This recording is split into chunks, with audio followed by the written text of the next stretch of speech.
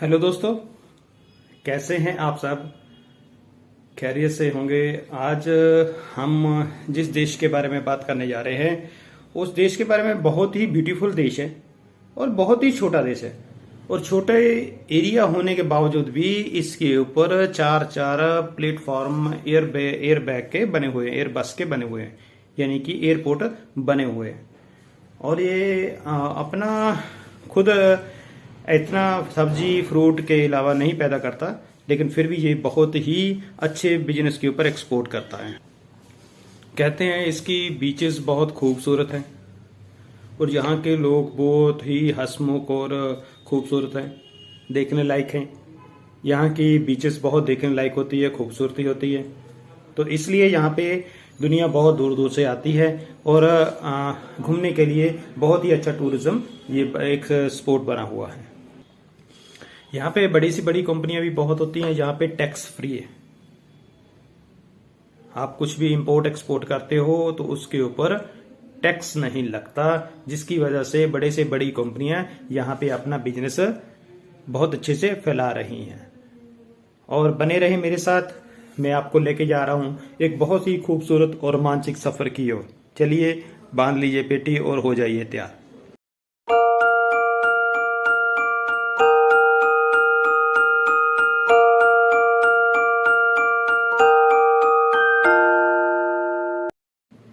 जी हाँ, आज हम जिस देश के बारे में बात करने जा रहे हैं उस देश का नाम है कायमन आइलैंड। कायमन आइलैंड एक बहुत ही छोटा, ये आप कह दो एक उत्तर अमेरिका में महाद्वीप स्थित है। ये कैरिबियन जो क्षेत्र है उसमें स्थित है और इसको जो कैरिमान द्वीप समूहों से बना हुआ है। और ये पहले इसमें जो ज्यादातर है ब्रिटिश की प्रवासी ज्यादा नजर आती है और उसमें ये ज्यादा ब्रिटिश के अंडर होने की वजह से दे पहले उसी की लैंग्वेज इंग्लिश वगैरह बहुत ज्यादा चलती है। और ये उससे आजाद हुआ, जब आजाद हुआ था ये 6 नवंबर 2009 को इसने अपनी गणतंत्रता स्वतंत्रता दिवस ओपन किया था। और इसकी जो कैपिटल है वो है जॉर्ज टाउन इसका कैपिटल है, जो बहुत ही बड़ा सिटी भी है। और इसकी लैंग्वेज इंग्लिश है, जो इंग्लिश आम सभी देशों में बोली जाती है। लेकिन इसकी जो मातृभाषा है वो कैरिमोनी आइलैंड है। और इसका जो एरिया 264 स्क्वायर 12 किलोमीटर है। और इसकी पॉपुलेशन है 69,656 पीपल। जी हाँ, पॉपुलेशन भी बहुत कम है और एरिया भी बहुत छोटा है। इसकी जो करेंसी है कायमोनी डॉलर है, KYD। और इसका डायलिंग कोड जो आता है +1345। यहाँ ये एक बहुत ही खूबसूरत देश है और ये बरतानिया के अंदर होने की वजह से पहले इसके पास सब कुछ ही अपडेटेड है और वेस्टर्न का कल्चर है। यहाँ पे आपको सबसे बड़ा देखने के लिए मिलेगा, यहाँ पे जो है टैक्स फ्री है। टैक्स फ्री मीन यहाँ पे कोई भी किसी चीज का कोई टैक्स नहीं लगता। कंपनी रजिस्टर में पैसा लगेगा, बैंक अकाउंटिंग में लगेगा, ट्रांसपोर्ट का लगेगा, लेकिन टैक्स का नहीं लगेगा। यहाँ पे दुनिया क्या करती है, बड़े से बड़ी कंपनी है यहाँ पे अपना कंपनी बिजनेस खोलती है। जैसे आपको मैं बता दूं ये बिजनेस कैसे चलता है, ये टैक्स फ्री कैसे होता है। अगर कोई भी, या मान लो इंडिया से अमेरिका माल भेज रहा है, अगर वो इंडिया में 100 करोड़ का माल भेज रहा है तो अमेरिका में अगर 200 करोड़ का सेल कर रहा है तो उसको 100 करोड़ प्रॉफिट होता है, लेकिन उसके ऊपर उसको टैक्स देना पड़ता है। अगर वही माल वो बाया कायमोन के थ्रू जाएगा तो वहां पे जहां पे 100 करोड़ का माल उसने 200 करोड़ में कायमोन में भेजा और कायमोन से कोई टैक्स नहीं लगेगा और कायमोन से सीधा अमेरिका चला जाएगा, वहां पे भी कोई उसको टैक्स नहीं पड़ेगा। तो उसका पूरे का पूरा उसको प्रॉफिट हो जाएगा, 100 करोड़ का उसको सीधा प्रॉफिट हो जाएगा। ये शेल कंपनी की तरह काम करते हैं।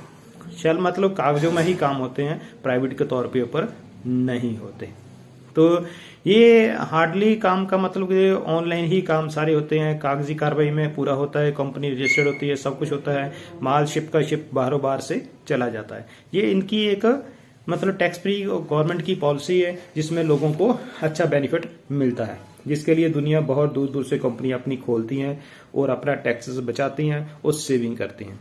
और इसके साथ साथ इसकी एक बहुत बड़ी है, इसकी बीचेस जो है बहुत बड़ी खूबसूरत है और देखने लायक होती हैं। इसको बोला तो जैसे वो टैक्स फ्री की बोल रहे हैं, इसको टैक्स हेवन के नाम से भी जाना जाता है। जी हाँ, ये इसलिए ये यहाँ पे इसका मेन कागज कार्रवाई में प्रॉपर होता है, क्योंकि यहाँ पे इंडस्ट्री नहीं है, कोई इंडस्ट्री का इतना बोलबाला नहीं है, जिसकी वजह से यहाँ पे आपको बैंकिंग सेक्टर में, टूरिज्म सेक्टर में और हॉस्पिटैलिटी में ही जॉब की ऑफरिंग होती है। और यहाँ पे सबसे पहले इनको ही जॉब अपने सिटीजन को देते हैं, उसके बाद बाहर से हायर करते हैं।